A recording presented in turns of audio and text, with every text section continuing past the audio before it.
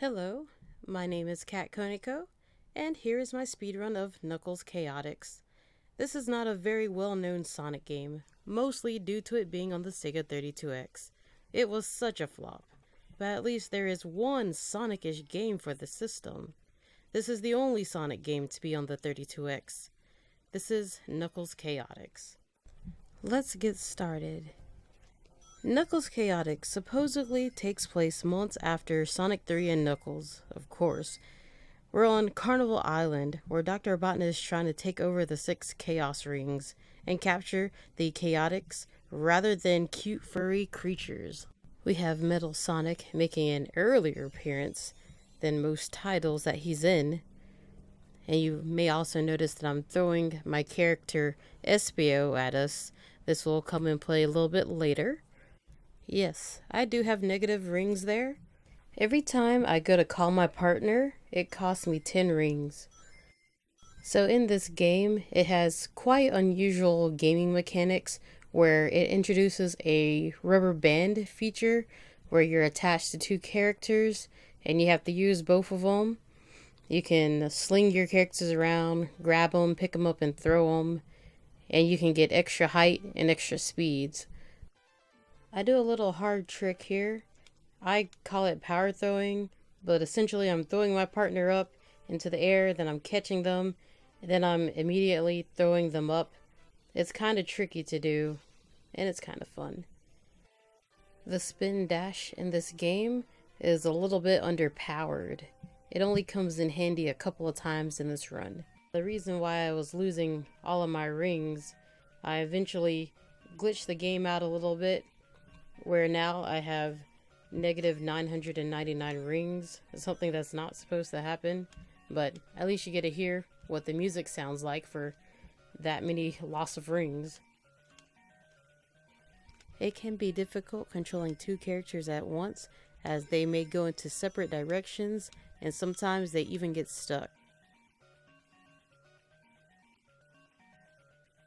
Now at the last stage of the intro levels, I just use my power throwing technique and I just skip most of the stage there.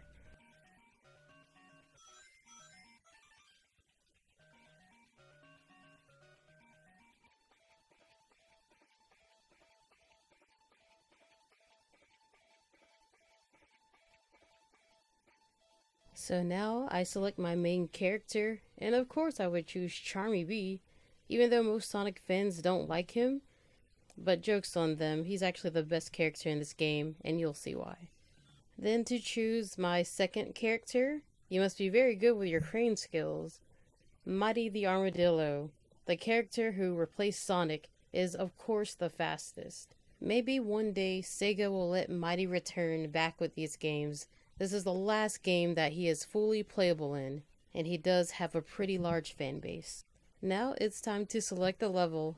It's pretty random, as this game is very random, never getting the same experience twice.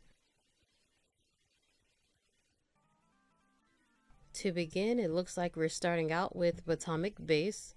The Atomic Base levels are supposed to be like a Green Hill Zone, but it's just pretty much a big garden with many different types of plants.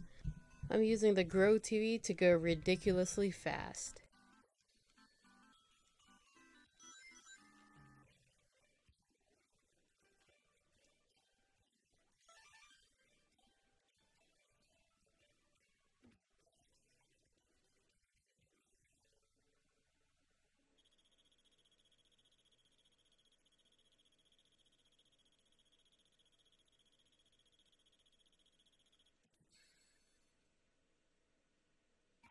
Now, we all know Knuckles here, but you might have noticed the other chaotic characters, such as Vector the Crocodile, Espio the Chameleon, and of course Charmy B, who have made other appearances in other Sonic games such as Sonic Heroes, Sonic Rivals, and Sonic Generations, just to name a few. But poor Mighty here only gets to be in this game and an arcade game called Sega Sonic the Hedgehog, where he originated from.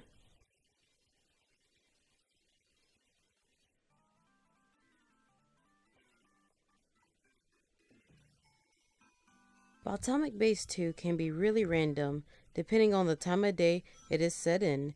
This game features a day-night system with 4 different times a day that changes how many badniks you get, to the power-ups displayed, and even to the platforms that appear in the game.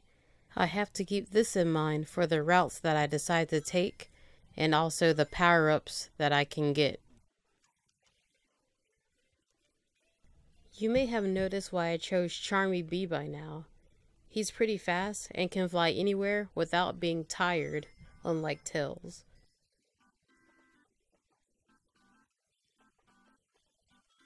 I pay 10 rings each time I call my character, so I can go into a major ring debt. It makes the game score finish a lot faster at the end.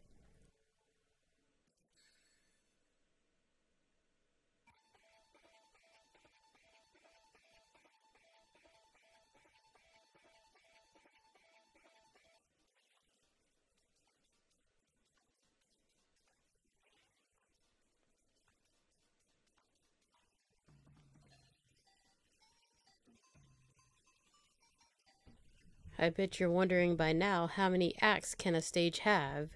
All stages have 5 different acts, and sometimes they can be hard to distinguish between them.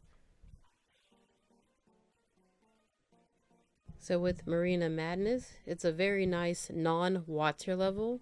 I believe if the developers did add water to these levels, it'd be extremely difficult. So it's a good thing that they didn't do that.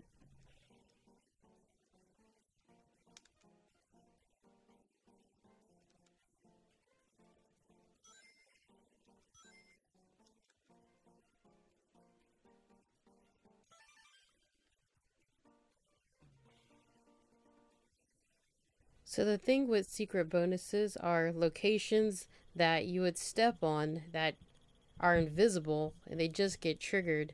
So at the end, you get yourself a nice little secret bonus that wastes time. Even when you change your route sometimes, they might still be triggered.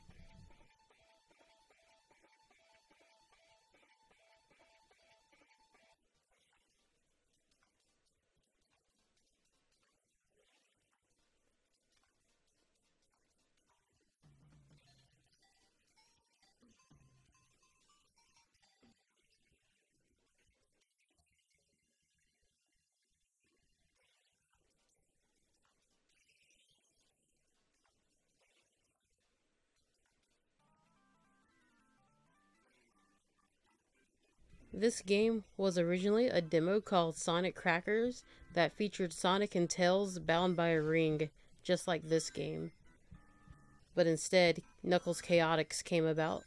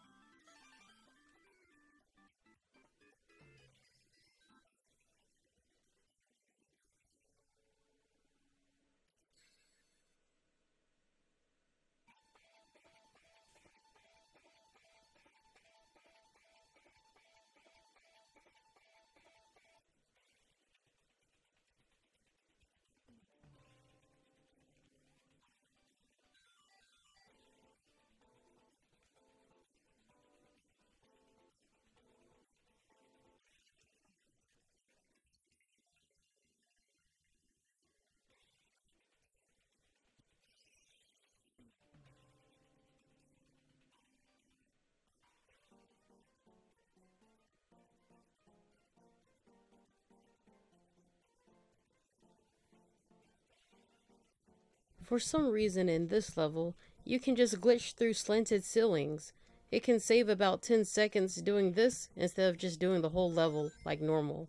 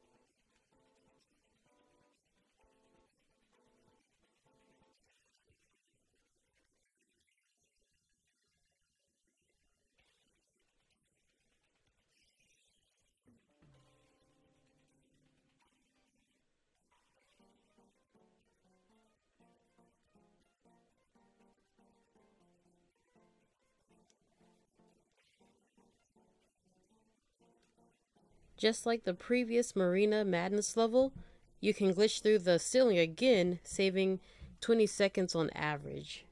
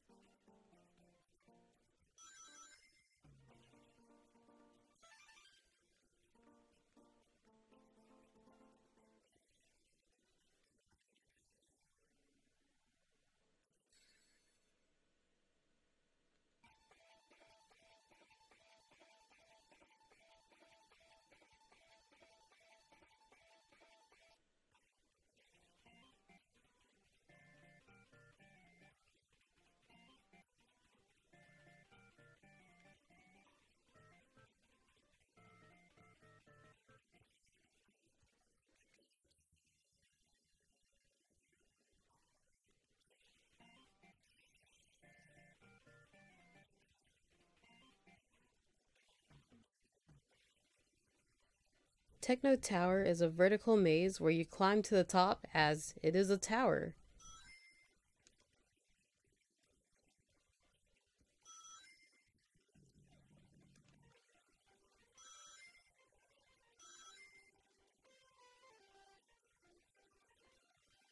I'm flying away from the tower so I don't trigger yet another secret bonus.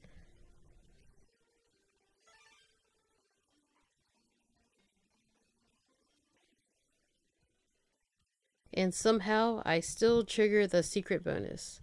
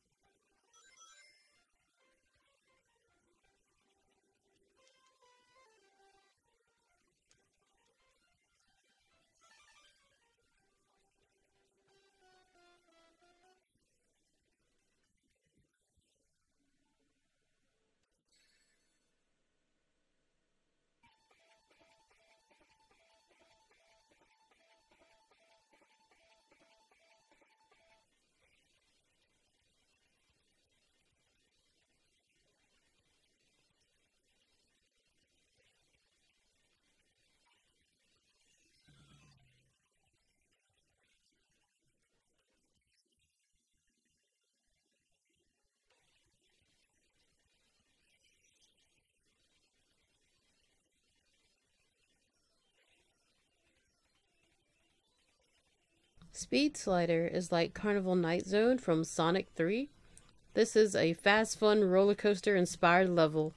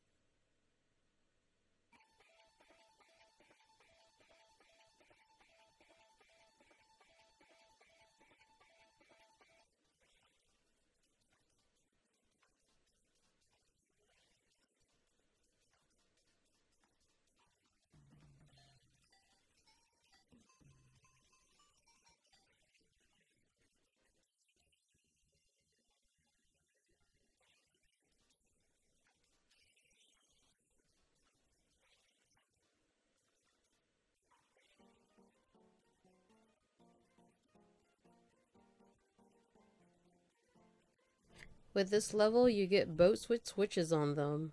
There's a very hard skip at the beginning of this level that can be performed, but it usually results in you getting stuck with no way out but resetting the game.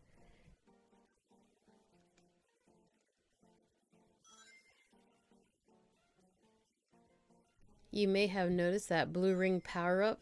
That's called the Combined Ring from Sonic Mania. Well, this is where it originated from. If you take a hit from a badnik, all of your rings will combine into one big ring. So as long as you touch that ring, you will get all of your rings back.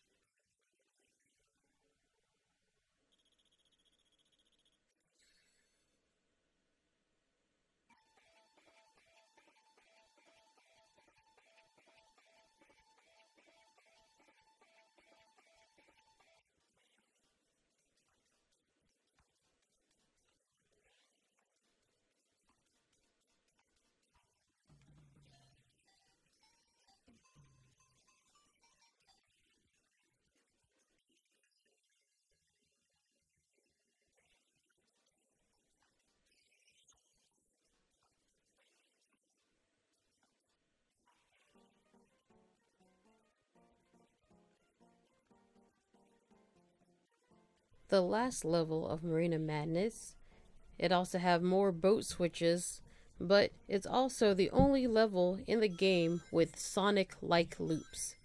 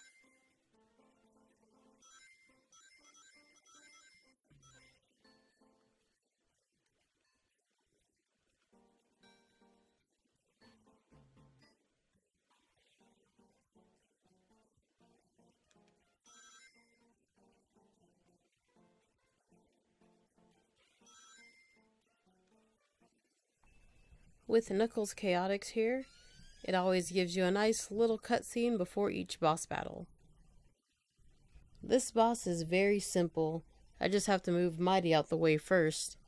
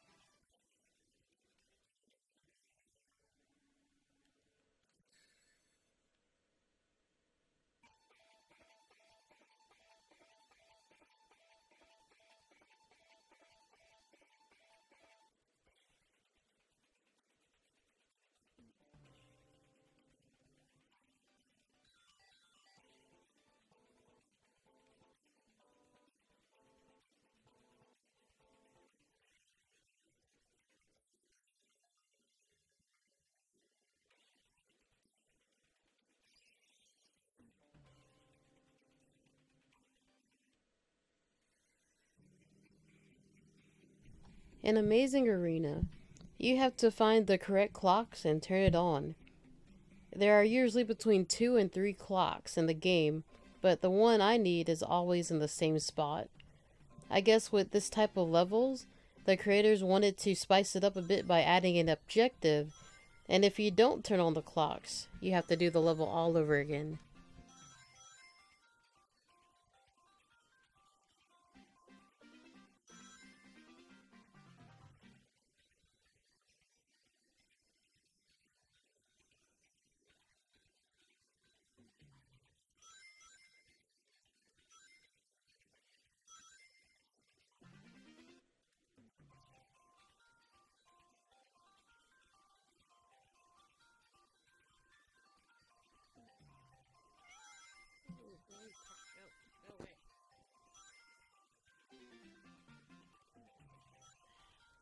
Goodness, go, go.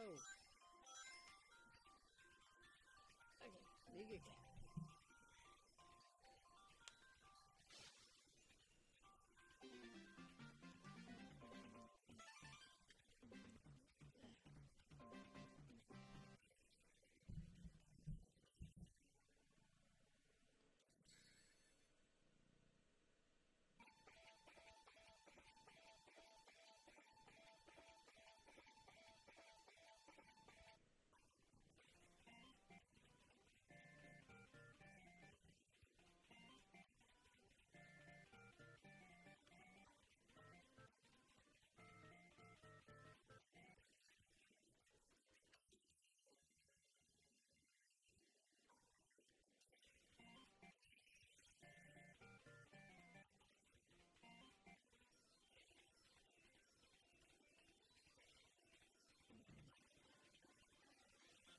This is the shortest and fastest level in the game.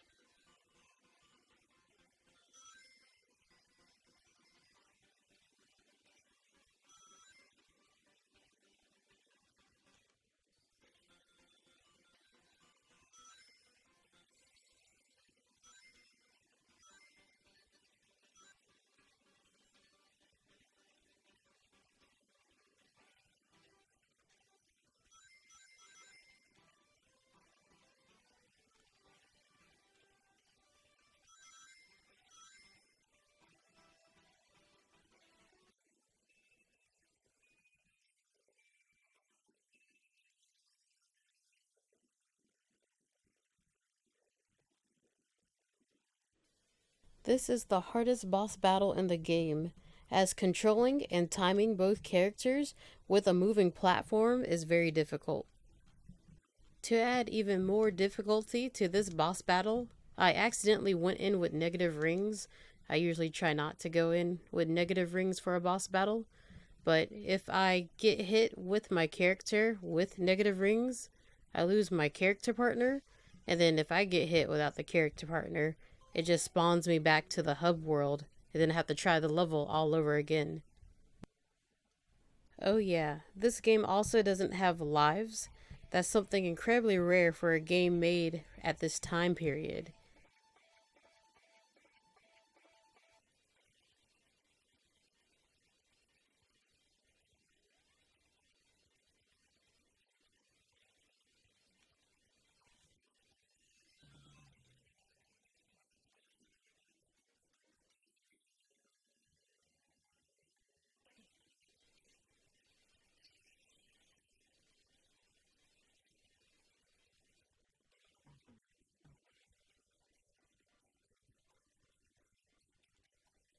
This stage is one of two levels in which the flag post is not all the way to the right, but in the middle of the stage.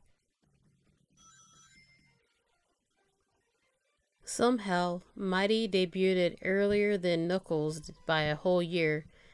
He came from an arcade game in 1993, while Sonic and Knuckles came out in 1994.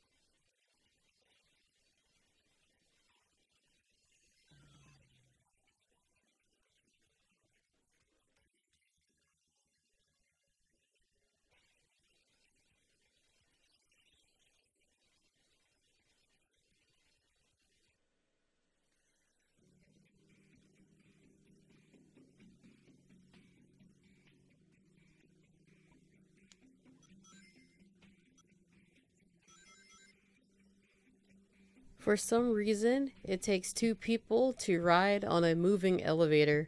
If you lose your partner, you have to wait for your partner to spawn back, just so you can ride it.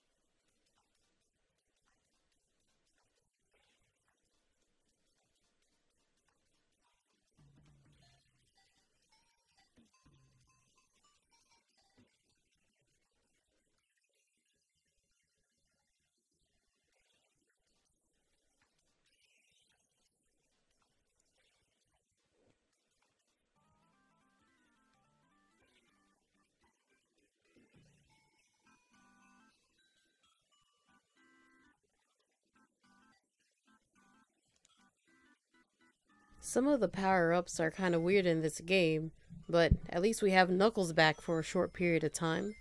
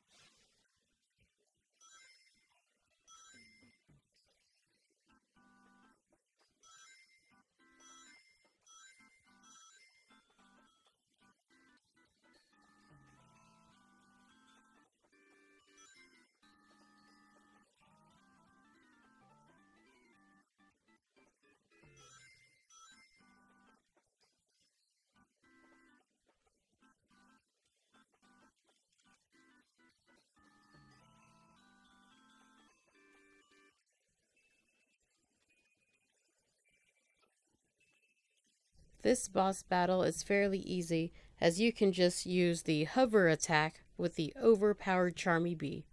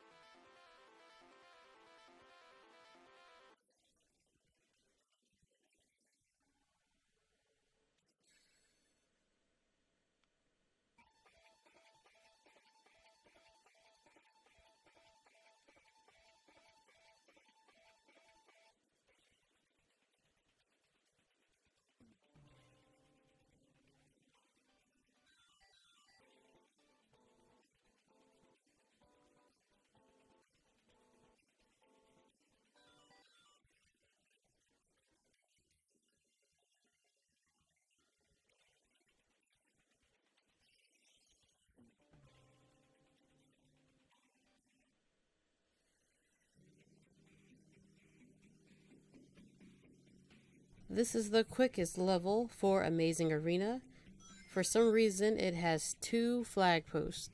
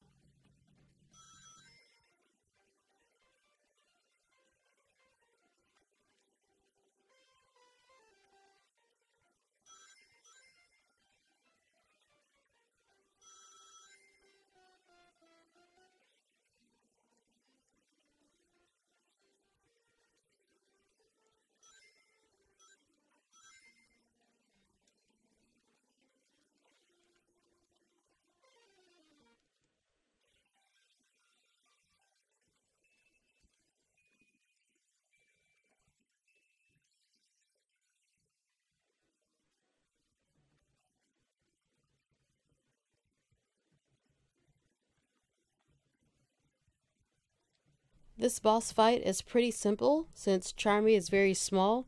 He can easily avoid some of the attacks, but Mighty, he keeps getting blasted.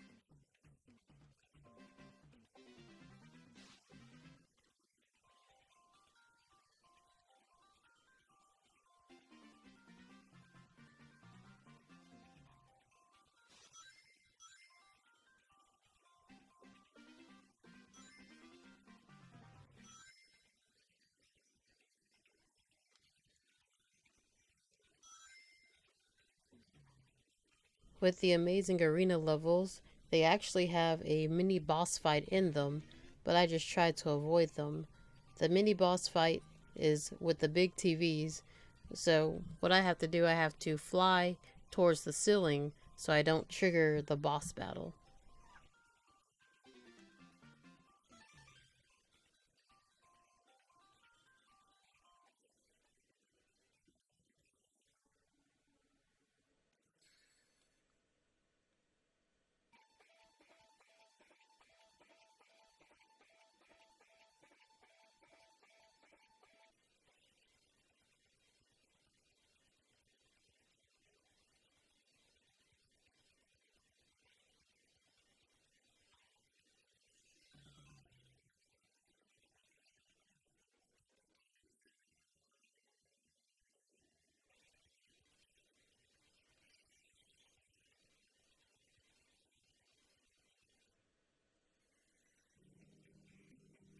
Finally made it to the last level.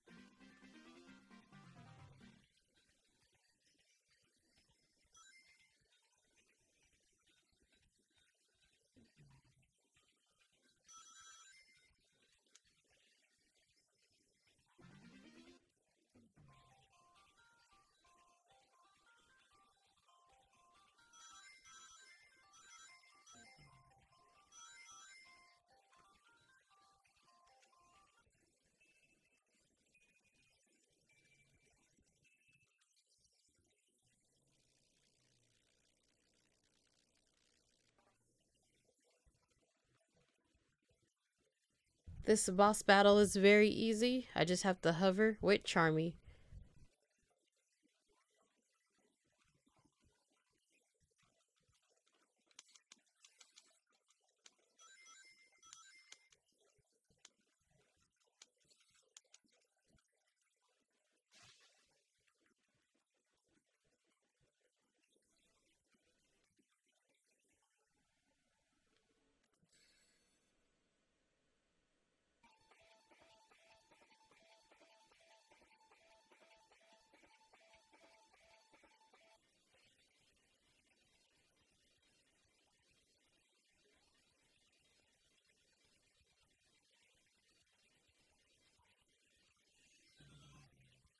So now we begin our final battle with Metal Sonic instead of Dr. Robotnik for whatever reason. This might look familiar from Sonic Mania. A lot of people actually don't get the reference at the end of Stardust Speedway, where you have to fight Metal Sonic in the little chamber that he powers up. This is where it's originally from. The timing here is very important as it is very easy to miss the X. So you have to do some type of pause just to do it right.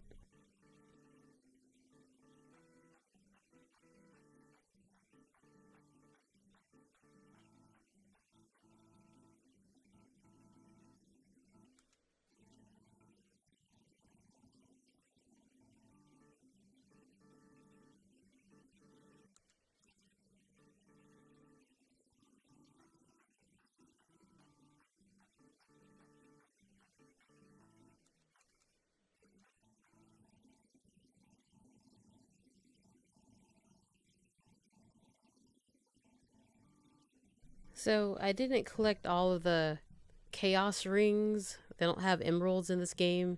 So Dr. Robotnik has all of the Chaos Rings, and he's about to power up Metal Sonic. And then we'll get Metal Sonic Kai.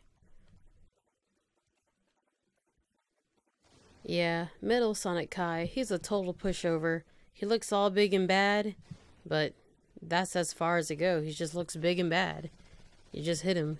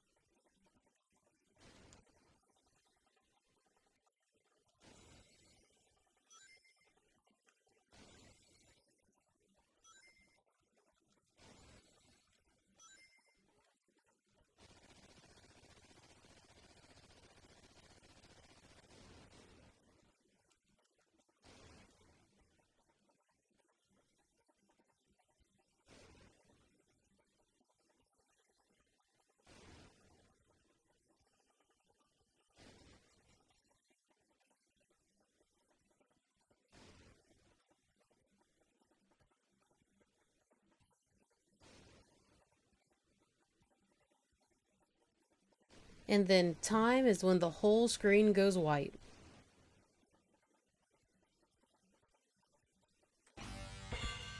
Even though we just beat the crap out of Metal Sonic Kai, he still gets to set flame to the whole entire city.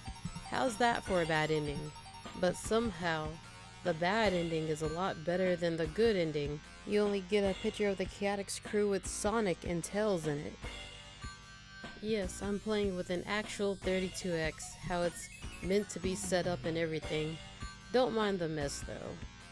But it was a fun experience. I want to thank you so much for watching, and I'll see you next time.